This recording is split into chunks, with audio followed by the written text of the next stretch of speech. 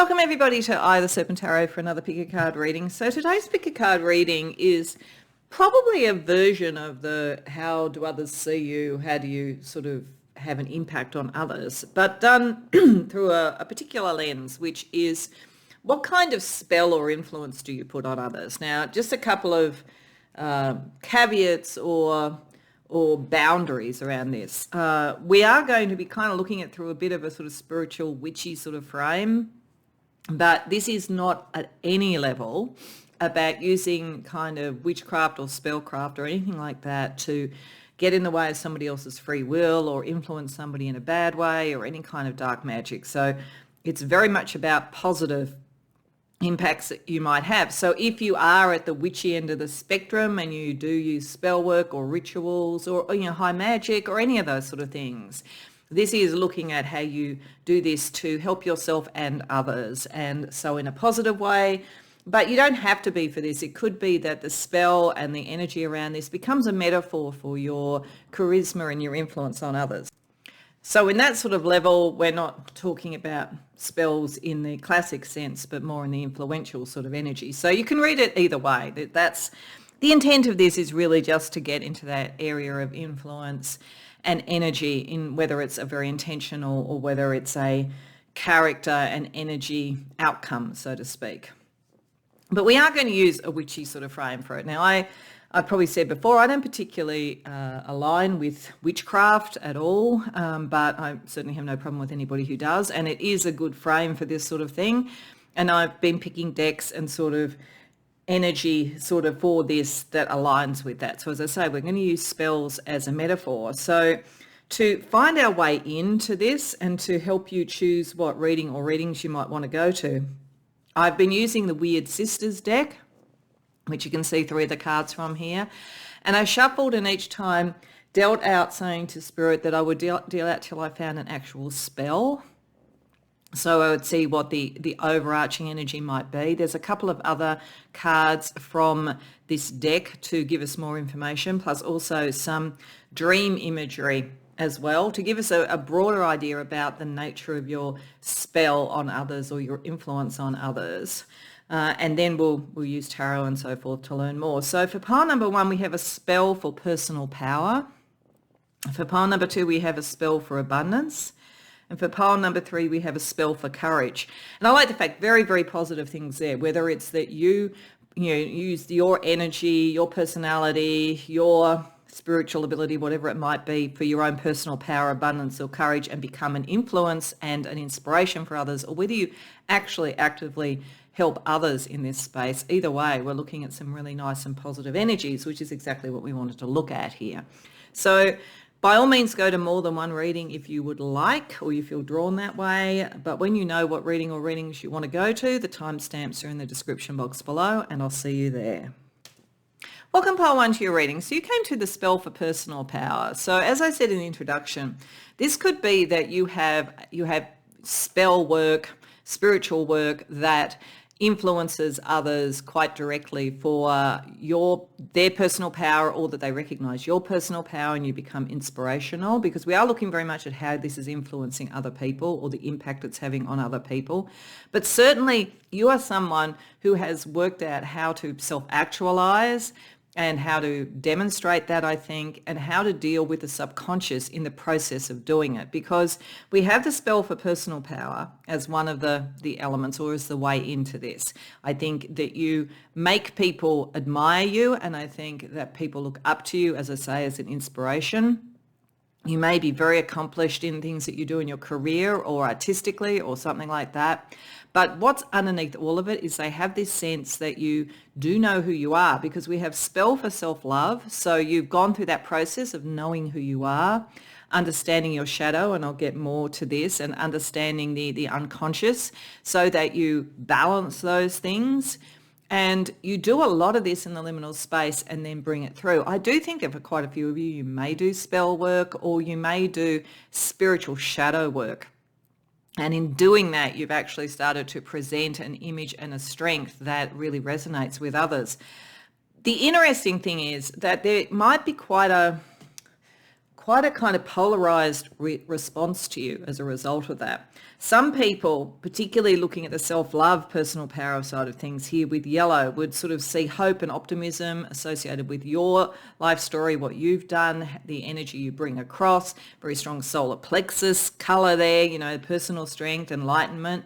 Could bring envy and jealousy though. So there's a polarized level even on that, where some people might respond to you as aspirational and others may be jealous, but either way, they can sort of see you as a symbol of hope and inspiration, whether it's that they kind of resent it or whether they just want to follow it, you know, it may depend. But the other polarizing thing, and if there is energy or jealousy, it may move over to this, is when we're looking at sigil for dream work. So we're looking at you being able to deal with the unconscious, being able to deal with the shadow sides or whatever. We've got spider here.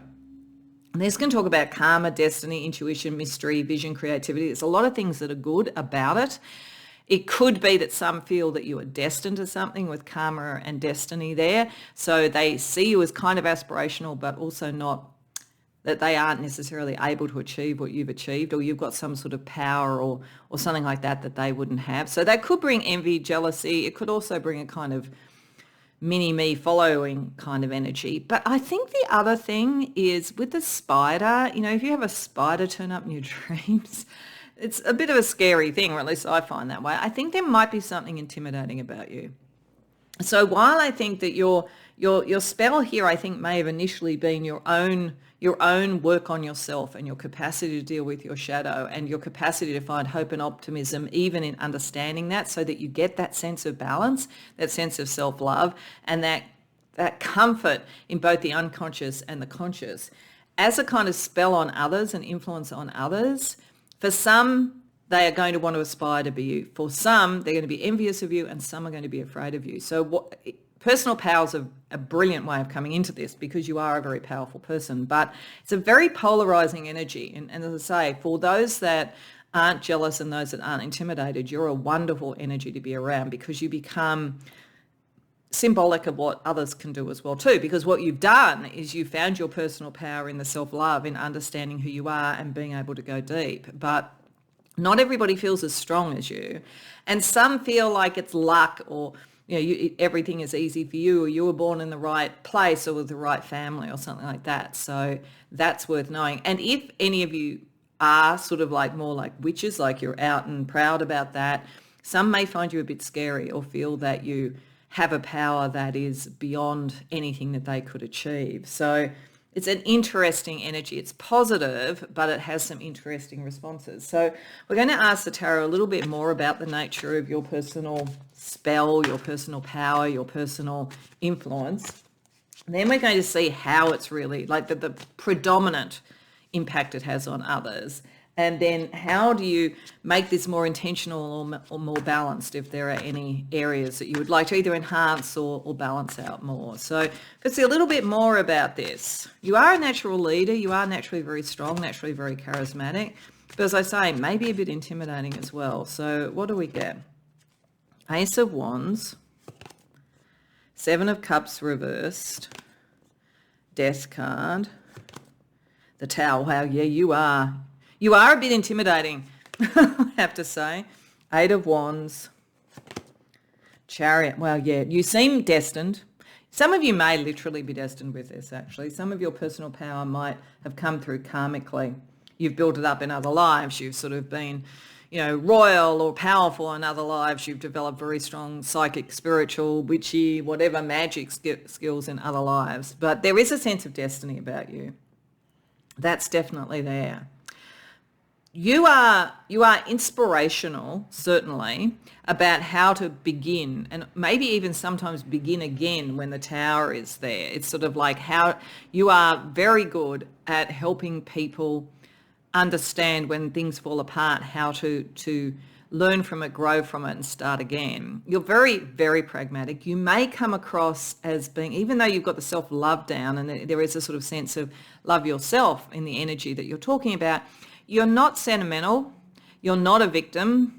Even where you've made choices that were difficult or dealt with difficult times, you don't dwell on the past, you move forward. And you almost thrive in chaos, to be honest. You move very, very fast when that happens. In fact, you're sort of someone who probably is very responsive to pressure. The more pressure that's put on you, the more you're going to develop your sense of self, the more you're going to balance your shadow side and your light side, the more you're going to know yourself, and therefore the quicker you move towards your destiny. You kind of seek it out. So you don't want a quiet life necessarily. You might, when you get to my age, but at this point, for most of you, you don't want a quiet life. You want challenges, you want change, you want choice, you want new horizons, and you don't mind throwing the cat amongst the pigeons, or amongst the ravens maybe, to really stir it up. So I do feel a lot of your influence or your spell here on people in terms of personal power is how to deal with change, with choice, with moving forward, and with claiming a destiny.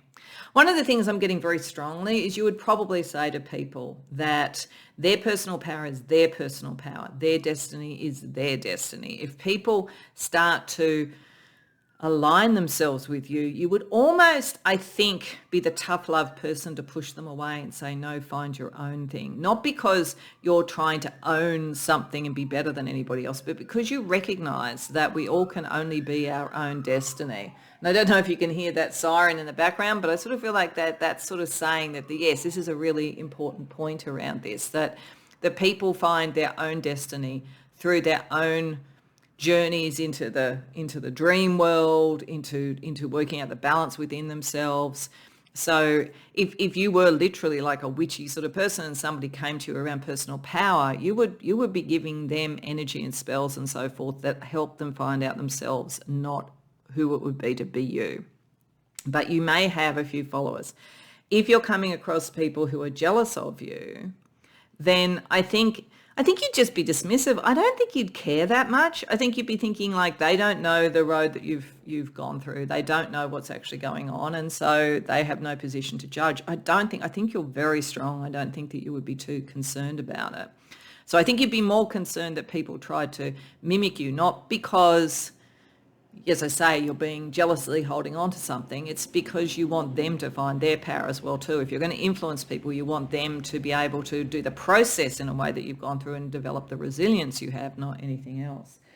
But that's what you would like. What influence or impact is this spell that you have, this influence on others, really having as the main outcome? Because as I say, it's quite polarizing. There could be a few different energies here, but I really want to see what the main response is to you and the influence and spell that you have on others. 4 of Cups, 9 of Pentacles, Page of Swords, 2 of Cups reversed, Knight of Cups. Okay. Some people may envy your self-love and how that's brought about love in your life, to be honest. That could be going on.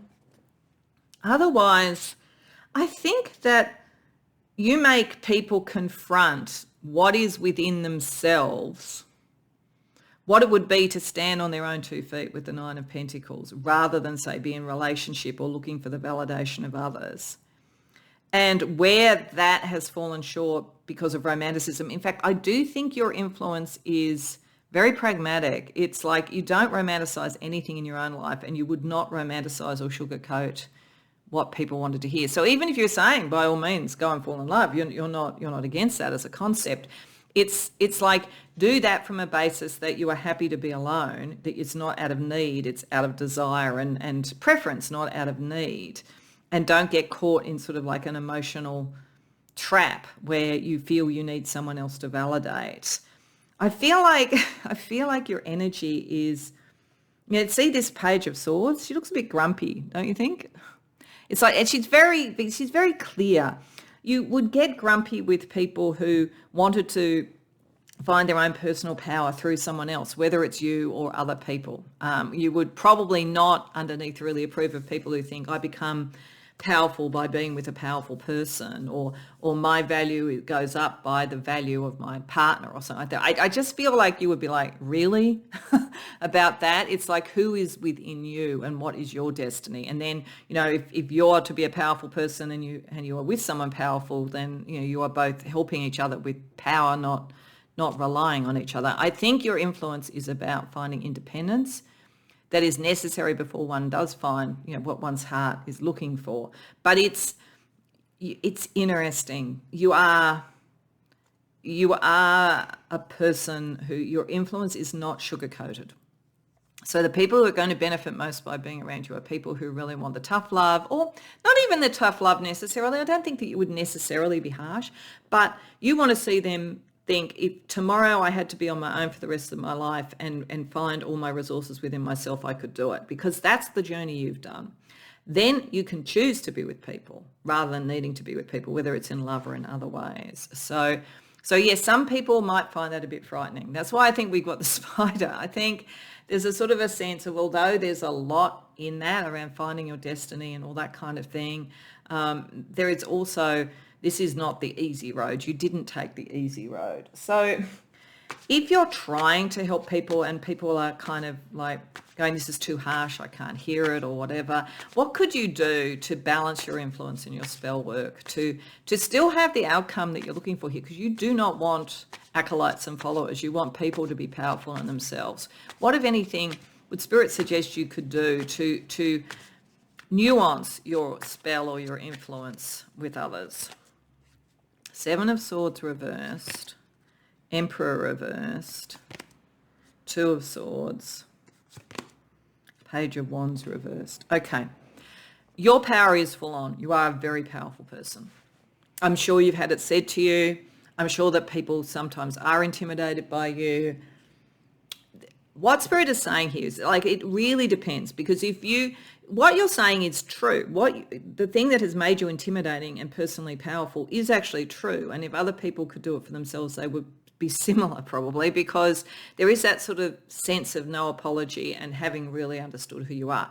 And it can be misinterpreted. And I think with you it is misinterpreted. It comes from a very caring space. It's just not sentimental. But if you want people to learn that, I think you've got to be realistic about the fact that some people are overwhelmed by that. And if they're overwhelmed by your power and your energy and by the demand of, like, kind of almost getting to where you are before going through the process, because if you really think about it, maybe you had to go through the process too, and you need to wind it back. You need to understand that some people can't move forward unless they have a little bit more information, a little bit more help. So I think the thing is to find the balance within your influence and your spell work to guide people and help them go through that journey without making them dependent on you. But if you are just kind of like, this is just what it is, this is how you have to do it, that's it, and you're kind of really pushing them away with your strength, you could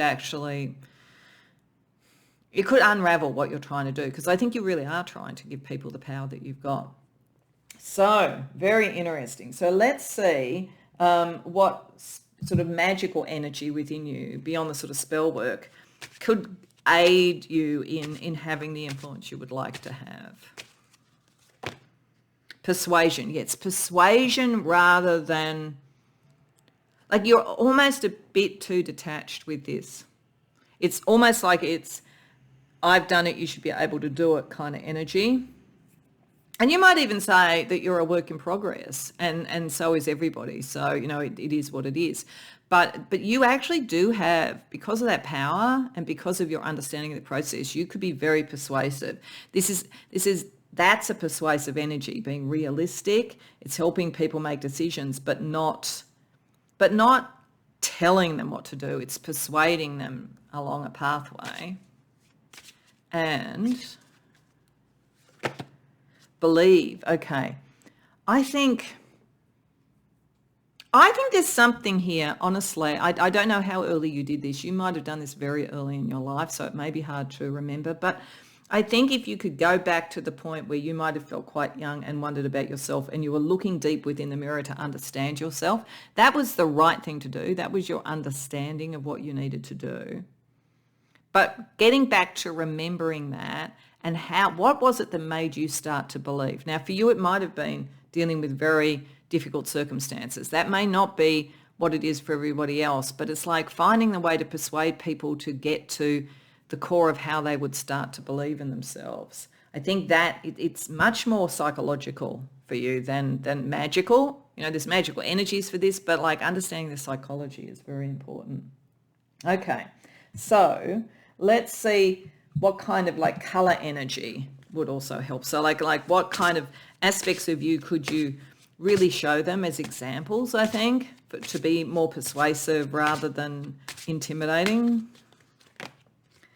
Purple, dignity, nobility, prominence. Okay, I think there's something that you have succeeded in or you're in the process of succeeding in, and like the dignity with how you do that, your understanding of your own inner sovereignty, talking about that and what that means, I think is very important.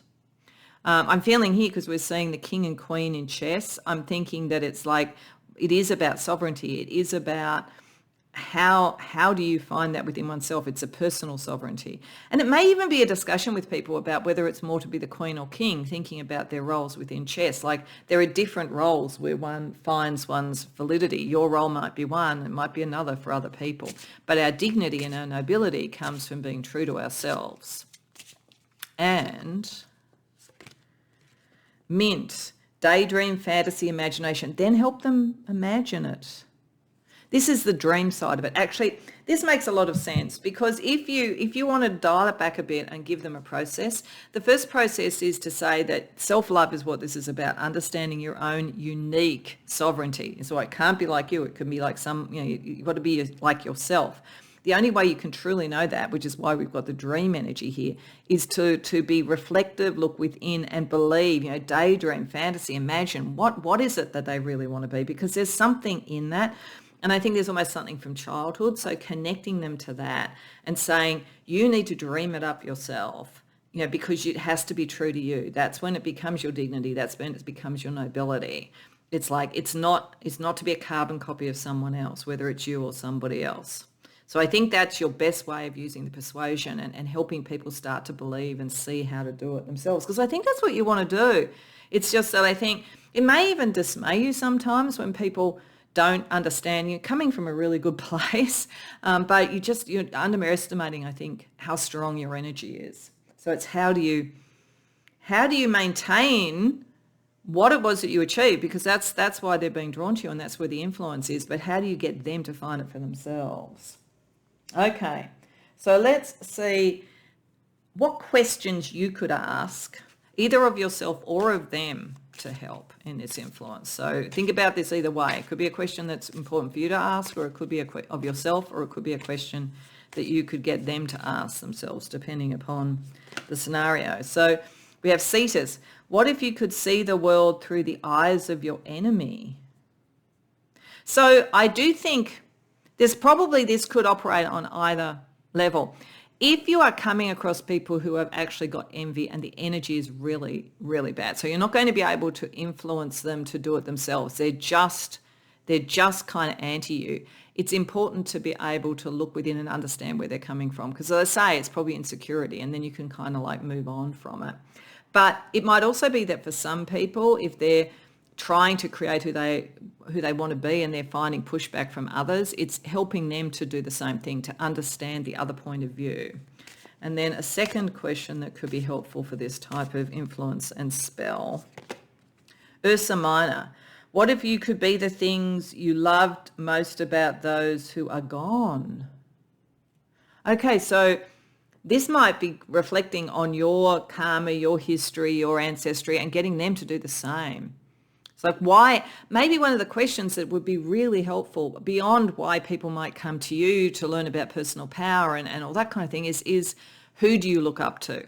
Who has dignity and nobility to you? What is, particularly those who are no longer in your life, what in them would you emulate but make yours, and then let them believe that they can have that connection and that they can imagine it for themselves.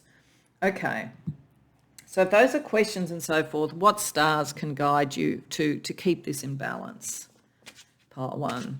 Because I think you come from a very good place, but I think, as I say, some very polarizing responses to you. And it could be difficult because of your power to fully do the influence in the way that you want. So we have Pluto. Yeah, you're very strong. You're very transformative. And you go into the underworld. You do it really easily. But I do think that some people will find this too much, and it's at different levels. I mean, I don't think I go terribly into the underworld, but I know that some people that I talk to, there are topics they go, I can't talk about that. So, you can't push it. Like there will be people you can, and there are others you just need to be able to understand that. You can go to the shadow and the depths in the way that other people can't. Fifth house is particularly important around romance for yourself and if you're helping others around romance, but it's also creative. And it may say there's a creative approach, a way of dealing with this and helping people get into that imagination space. And water. Yeah, be a little bit more free-flowing. You don't have to be sort of, as I say, sentimental. You don't have to be, a sook about it with anybody or anything, but be a little bit more free-flowing because people have a journey to go on that you've been on. So it's remembering that.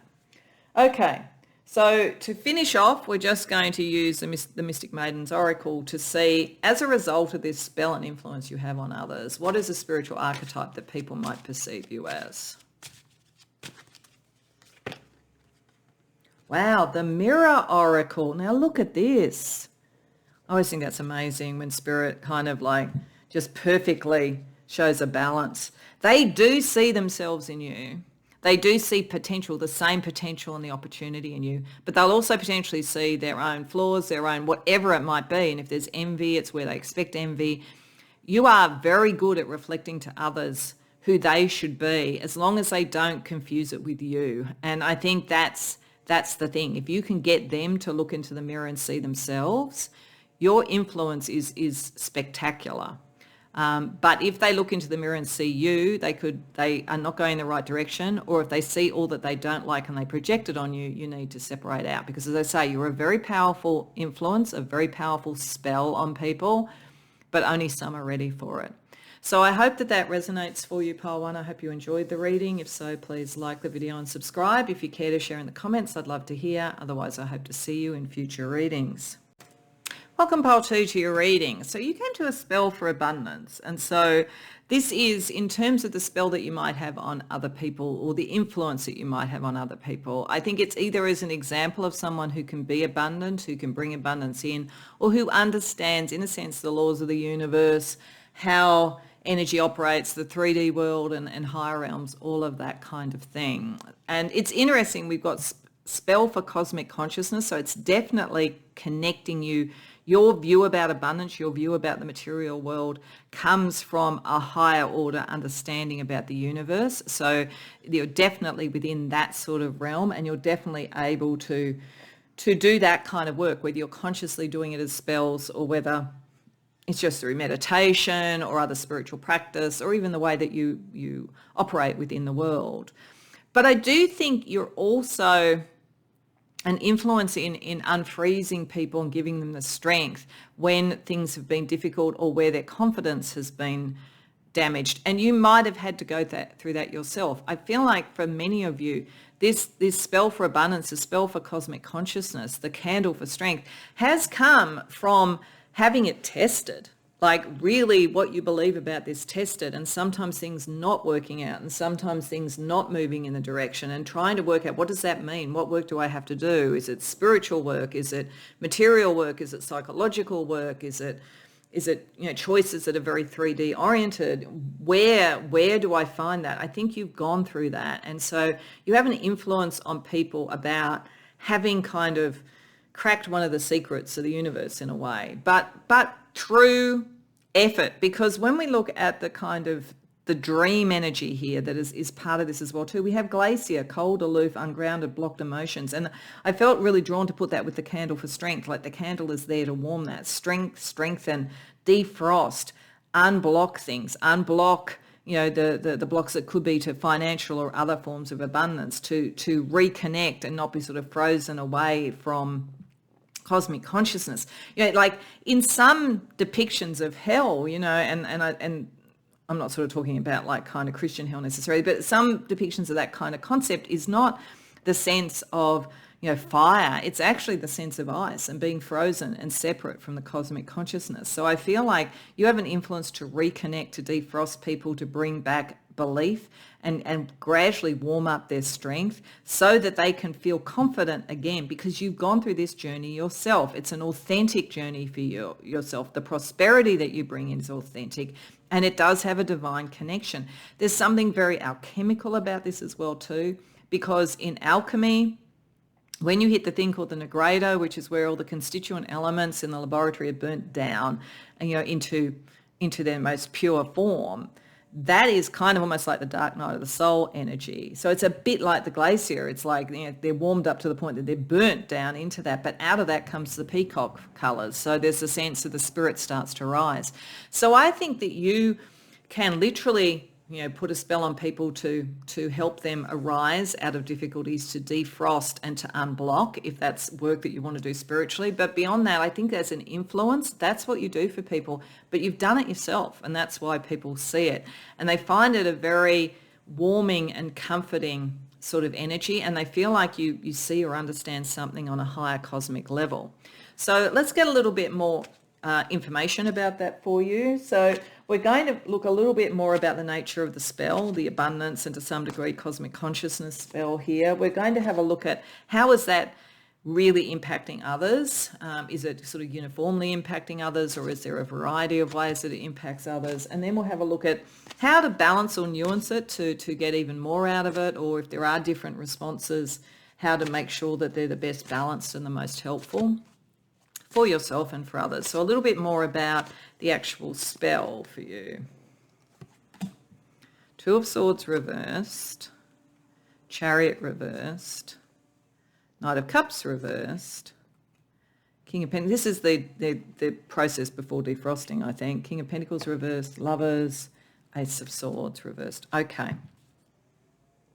So there's a few things. Something that jumps out to me instantly with this, and you might go, oh, really? is connecting the Lovers with the cosmic consciousness. I think there's actually something very mystical about this spell, about this influence. So I feel that in the true mystical traditions, the beloved is the divine.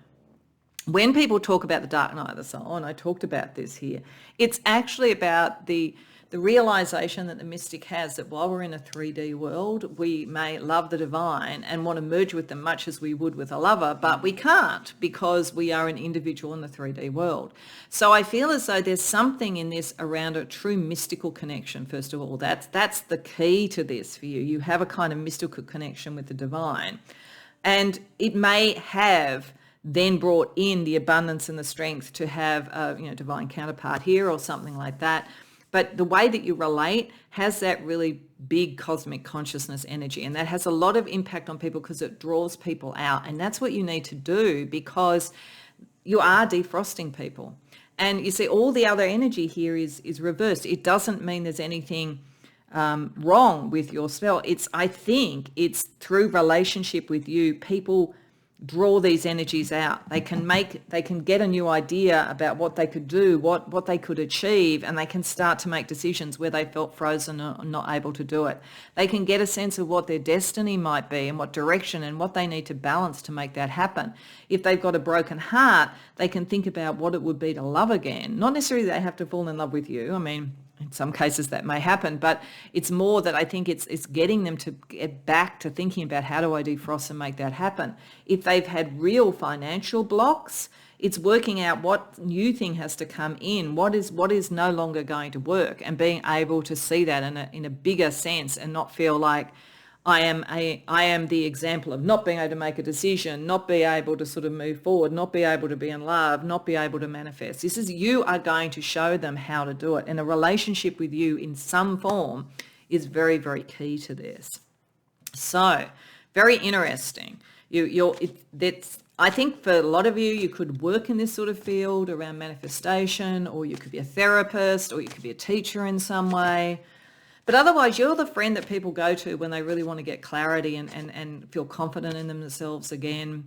You're the person who can give people the advice about who they are and what they could be, all of that sort of thing.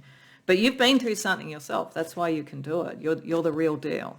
So let's see, what kind of impact does this spell, this influence that you have on others, have on others?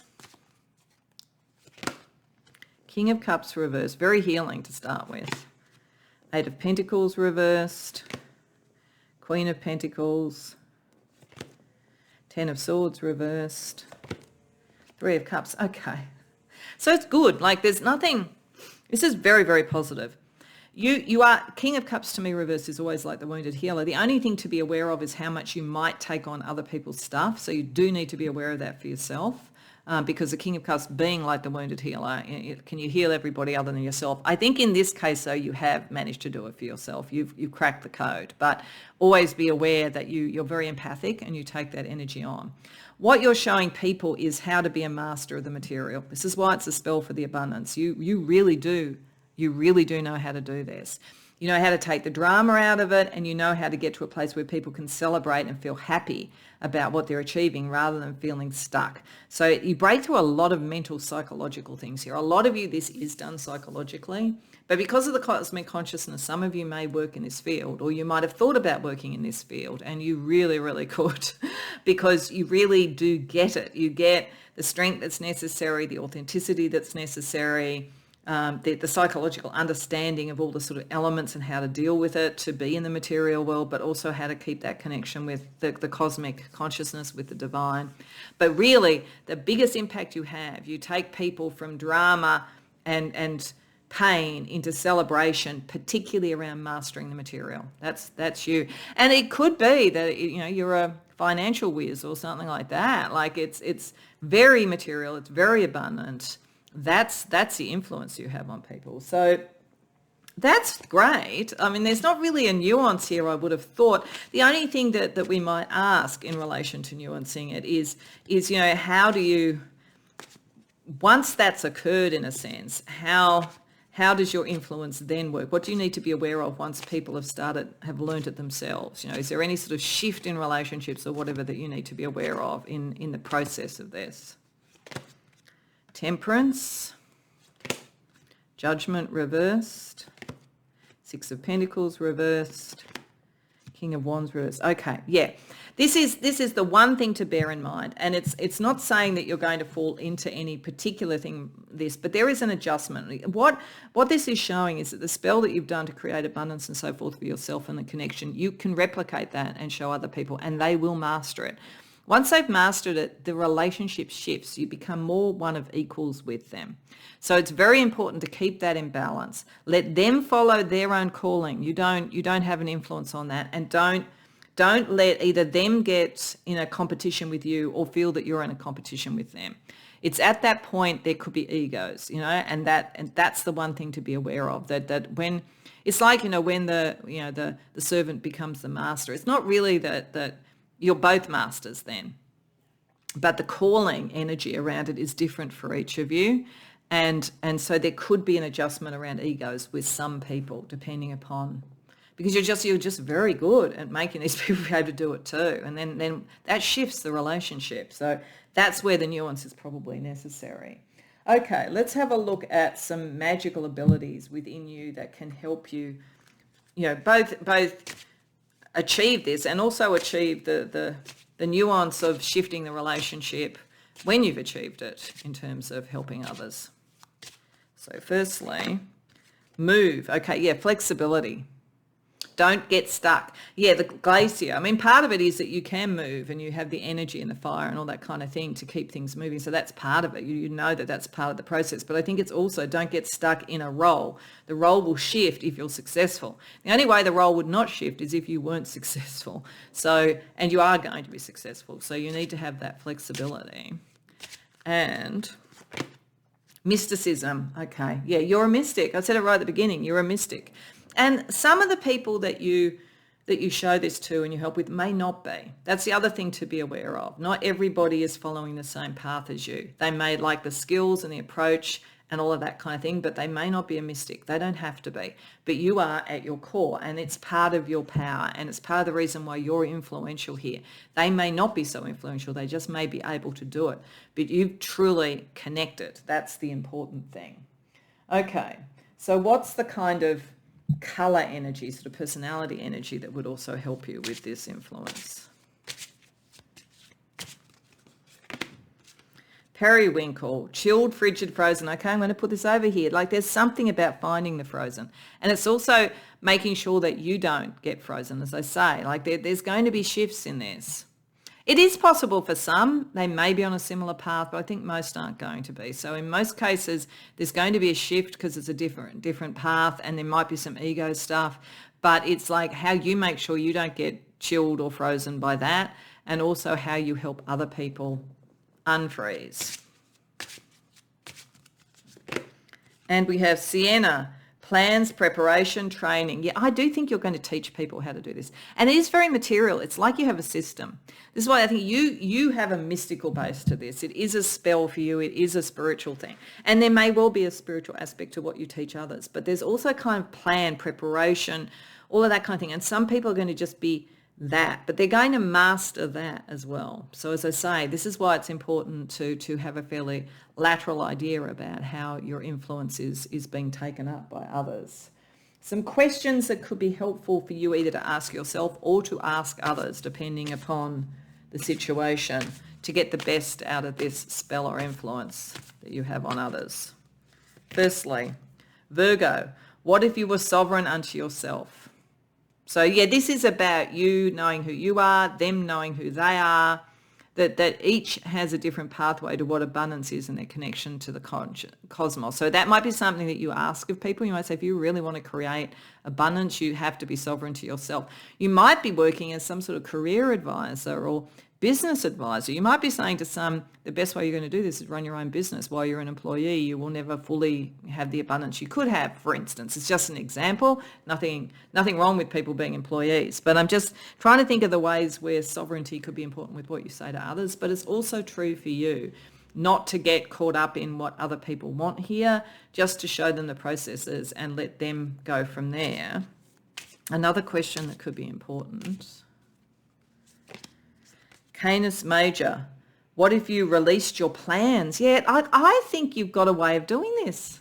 I think you really have cracked it. So I think it's like, don't hide it away. This could be a new career for you. You could, not only have you worked out how to be abundant, but you could become even more abundant through this. And you could also say it to others, like once you've worked out what you want to do, once you've connected to your calling and you've done all this, sort of released all the blockages and you've unfrozen and you feel your strength, then get it out there into the world. Okay, so let's get some stars to guide you in being the best possible influence and spell on others that you can be. Sixth house. Yeah, there's something about service to others. I think a lot of this you can help people with their career, but this is something that you can now do to help others and serve others. It's sort of like a generous energy from you. Cardinal, yeah, and how to initiate things. You serve others by helping them initiate their own pathway. You give them the navigation tools. And Chiron, and you heal. And as I said, the wounded healer. There's something where you have gone through this. And I think eventually you may find the more that you help others in this, even though I think you will have found already, or you're on the verge of doing it and this is then going to happen. The keys to the kingdom for abundance and feeling strong. It didn't come easy, let's put it that way. It did come with some stress, some pain and so forth. So I think there is a healing element in this that you can show to others, and also it will help heal you. Okay, so to finish off, we're just going to see, once you sort of fully enact this spell or this influence on others, what kind of spiritual archetype might you come across like to other people? Wow, the astral traveler. This is the cosmic consciousness, cosmic connection and attachment. People do see that with you. Even if you're like a project manager and you had all the plans and so forth and you help create abundance and outcomes by very almost quasi-scientific ways of doing things, people will see that there's more to it. You definitely show that connection, the mystical connection. That's why people are drawn to you. They believe you understand something about the universe and that you can traverse the universe and use the energies that you need from there. So even in the most conventional business development, project management, financial advisory, whatever it might be, type of role. And I'm saying you have to have that. But even if you were in one of those that seems very 3D, people do see that there is a very strong cosmic and spiritual aspect of this. So I hope that that resonates for you. I hope you enjoyed the reading. If so, please like the video and subscribe. If you care to share in the comments, I'd love to hear. Otherwise, I hope to see you in future readings. Welcome, pile 3, to your reading. I just realised that a bit of an angle. Just fix that up a little bit. So it's a little bit less at an angle. So you came to the reading with spell for courage. We've also got a sigil for a blessing, and we've got a wand to make. So we've got two kind of spiritual devices almost. A sigil obviously is something that we create as a kind of a talisman symbol and so forth. And the wand is obviously like a magic wand, like something that can draw and focus power. So, but the main thing here is that I think it is a spell for courage. You have an influence on others. You either put a spell on them to be more courageous and feel like they can actually create their own destiny and move forward with a blessing. So you actually kind of bless in a spiritual or spell-like way their journey. Or you have been able to do that yourself. You've been able to show that you do new things. You go and like the wand, to me, it feels a bit like the Ace of Wands. So the new passion, the new approach, the new journey and so forth, the courage to go on it, and a blessing for the travels. And that's what it feels like to some degree, because we have horse here as one of the sort of dream images. And it talks about power, drive, stamina, mobility, freedom, vitality, prestige. I feel like it's movement, it's travel, it's on a journey in some way. And then it's like where it derives from and where the wand, the power and the focus comes from, the tree, growth, roots, protection, stability, spirituality. But to me, that also says the tree of life. I feel like your spell and influence on others is how they take from their own, and you've probably done this. So I think in all of these spells or influences and all these readings, there's a kind of a thing where you've done the terrain and then you influence others by example, as well as possibly being able to spiritually guide others or guide in some other way. But I feel like the wand comes from the tree. I think the tree of life, your tree of life, and therefore those that you're influencing, their tree of life, where they can ground and know and find themselves so that they always have that to go back to. They know that's their power. They know that's their focus. That would then, by drawing from that, from their own history, their own spirituality, their own essence, to be able to make the direction and the focus, they have the courage and the blessing to go on a new journey, to try something new, to travel, to move home, to change relationships, to change jobs, to go on a spiritual pilgrimage, whatever it might be. I think that you are all about courage for momentum and for change and for a journey.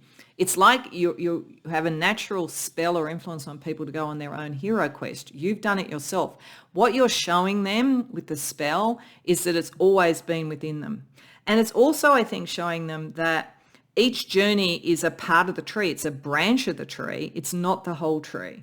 So it's not like, and you can have the courage to move forward and the blessing to go forward to explore without it fundamentally disturbing the stability of the core of you or the person you're talking to. So I feel like you give people this sense that they can explore themselves. So it could be an inner journey as well as an outside journey. But it's courage. It's the courage to know that one can grow. You know, the tree grows. The tree of life grows. We only grow through movement, momentum, choice, courage, change. So I think you help people on a journey. You help internal or external. That's what this is all about, which is really, really powerful, because people do need to have kind of the example or the influence or the spell or the encouragement to do this and to understand everything that they do, every journey they go on, every blessing they have comes from them. It's an exploration of them. So let's get a little bit more information from tarot. So we're going to get a little bit more information firstly on what this spell or influence is that you have on others. Then we're going to have a look at what's the impact. You know, is it the same kind of on everybody? Is there different influences or different impacts depending on the person that you're talking with or you're around? And then we'll look at how to nuance it, either to get more benefits from it or to balance different reactions depending upon what we see. So a little bit more about this influence you have on helping people understand and have the courage to and the blessing. I think you bring luck and the blessing to people to go on the journey to discover themselves, their destiny, their life path more. So, Temperance, Five of Cups, Page of Wands reversed, the Tower. Wow, big change. This is why the courage is important. The Page of Swords, the Emperor reversed. Okay. I think many of you, what I'm getting firstly, may work with young people. Now, you don't have to, but I'm going to go with this first. What I feel really strongly here is a really good example of this is, as I say, the tree, like the acorn and becomes the oak, the growing from childhood into adulthood, transition, rites of passage, timelines and all that kind of thing. There's a sort of sense here, I think, that for some, you help people have the courage and the blessing to find their own way, separating out from their sort of parental figures. Now, in some, it could be because the parental figure was absent or difficult, given that that's reversed, but it just might be that it's balancing this out, moving from having a strong parental influence into balanced and going on your own path. So it doesn't necessarily have to be that you're dealing with people who've been damaged from their childhoods or their sort of early relationships. It could be, but I think for some it's like that courage to cut the apron strings, the kind of the support or whatever, or the parental figures, or that kind of thing, to be able and to start to step into one's own adulthood. So I do think for some you're doing that, and it's kind of like how they would communicate this big rite of passage, how they would decide the direction that they want to go in, what do they want to do, and how do they deal with the emotional sort of issues of separating out. But for some of you, it's very much in that space. Now, if you aren't working with young people, it's a similar thing for others. But in this case, I think it would be more where people have had disappointments emotionally or felt that they couldn't be true to themselves or build their strength and everything, where there was maybe bullying or emotional difficulties or just too much change. Like everything has changed and collapsed and they're not really even sure how to begin again, where understanding that, from their own tree of life, they can start to focus and move forward and see this as a liberation rather than everything falling over. I think that what you do is you connect how people speak about themselves and think about themselves with what they truly want to do, and start to understand that they can ask of the universe something. They can do their own spell work to do this.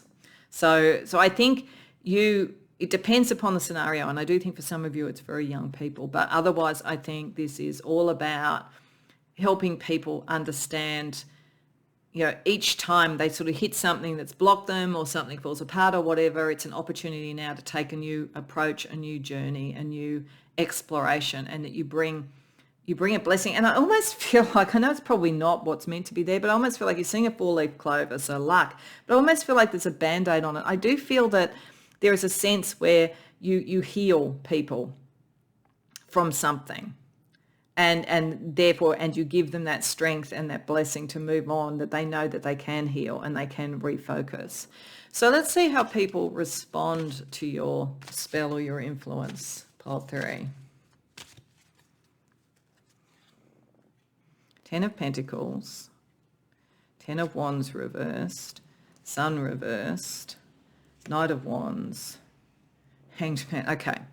It's a bit of a push-pull here.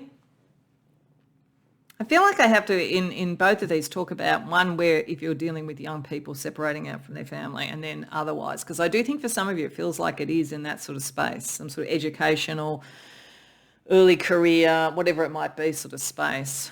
For those that are leaving the home, then they do respond to this as a way to deal with the burden of what that means and to find their life path. It's a bit of a tug for them, because it's like there is a kind of security where they were, and it looks like a lot of work, but it's like helping them work out what this could be and get going, get moving, move out, basically. But there's a push-pull in that sort of situation, because they may want to stay at home, there could be financial issues or whatever, and you help them work out the timing of it, you help them work out the sacrifices that might be necessary, the focus that they need to have, that kind of thing.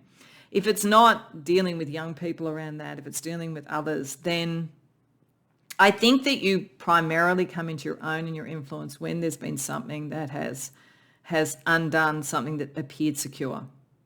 So the tree looked secure and stable, and then the tower came along, and now you have to like take the wand from the tree and recalibrate, move forward and find the new security. So you help when there's confusion around all of that. You get people going and you make them understand what's blocking, what has blocked them.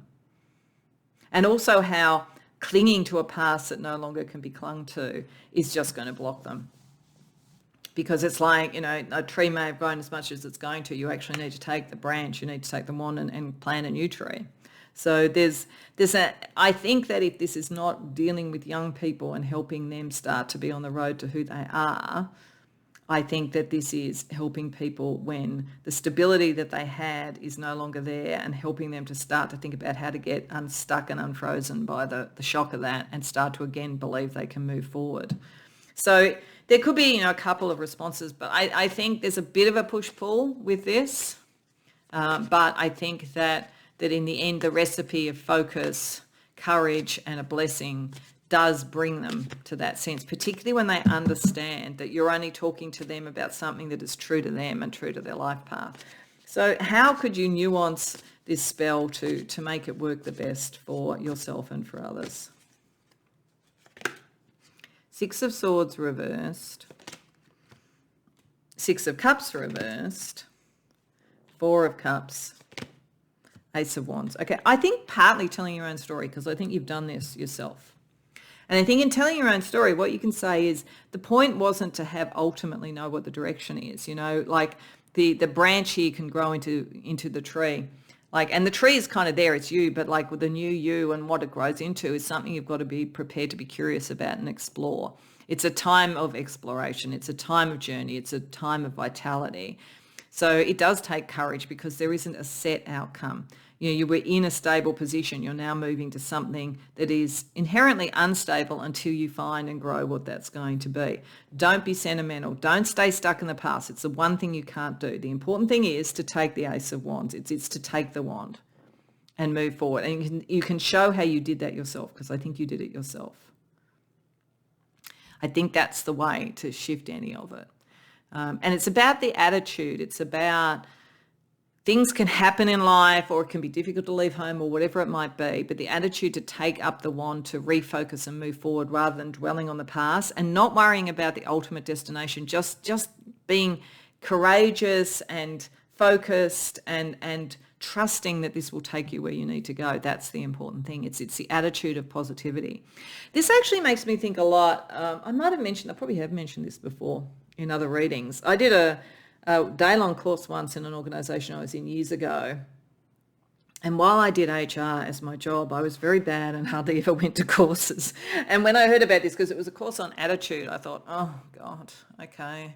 So I went along to the course, but it was probably one of the best days training I've ever had in my life. It was a guy who did work with young kids, and particularly with kids who'd been dealing with, self-harm type of ideation or delinquent sort of behaviour, like traumatised kids, that kind of thing. And what was really inspiring was that he would basically say to people, you can't change what happens to you, you can change your decisions and what you do from it. And he would really inspire these young people and really get them on the path of, it's very like this energy. He was very like this energy of being able to take even the most difficult situations. And I'm talking about an extreme there. I'm not saying you have to be working in something like that, but something where people really are at a low ebb and feeling very insecure and very unsure, and giving that sense of sovereignty and personal decision making and good boundaries and how to make good decisions. It was very, very inspiring. So I feel like there's this kind of energy around it for you in some way. I think this is something that you do. And as I say, it might feel like a Band-Aid, but it's very, very healing. Okay, so let's have a look at what kind of magical energy you bring to this, or that you can help others sort of bring out as a result of this spell work, this influence work that you do. Taboo. You can get to dealing with what is seen as taboo or not accepted. For some, as I say, either it's dealing with young people or dealing with something that's broken down where somebody has just not fitted in. This is about finding their focus, their tree of life, their direction, the journey to do that. Like you are able to be quite, this is the courage to look at everything for what it is and praise. Okay, and you're able to sort of like encourage people, praise them for what they do, show them the affirmation energy, all of that kind of thing. Plus also, to trust. Praise here is also about praising the divine, believing in the divine, believing in the blessings, that kind of thing. But I think it's very encouraging energy. You're a very encouraging person. So I think if people start to take the wand up and they start to move towards something, they show the courage, they start the journey, you're going to really support them. There's a lot of supportive energy that you're operating with. Okay, let's see the kind of color energy that you bring to this as well.